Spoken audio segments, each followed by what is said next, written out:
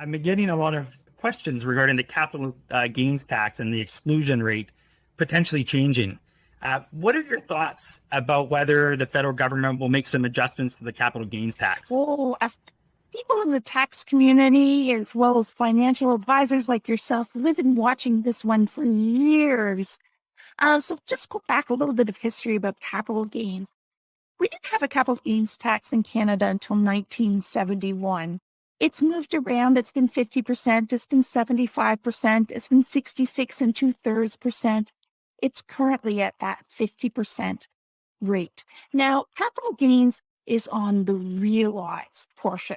So if you're sitting on an unrealized capital gain, you don't pay taxes on that until you sell it. Typically, these sorts of announcements are made as part of a federal budget. Our last federal budget was in April 2021, but normally they're either in March or February of each year.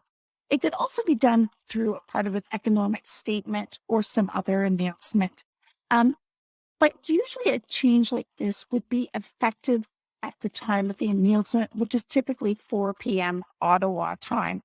So thinking about, well, how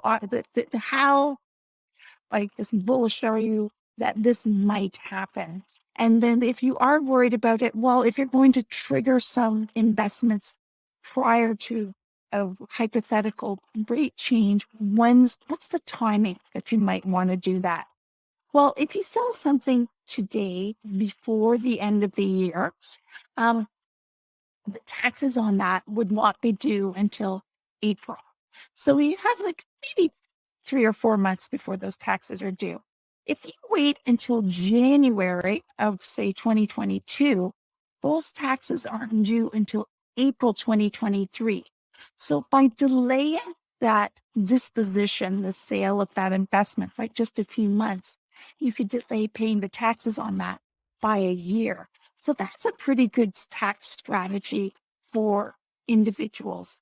As well as thinking about, well, if I am concerned, also thinking about, well, if I don't have to sell an entire position of investments. Whereas if I have a rental condo or a cottage or some other real property, it's kind of an all or nothing proposition. So that's another consideration to be thinking about as well. And I also spoke about at the beginning about it's a realized capital gain. So thinking about as well as that, well, what is your time horizon for your investments? I'm maybe 10 more years away from retirement. So I have a very long time horizon. So I don't need to worry. I don't think I need to worry too much about it at this point. But even somebody who is, say, in retirement, say they're 70, they could still be living. Like life expectancy rates are into their 90s. They could have a very long time horizon as well. So thinking about your time horizon in check.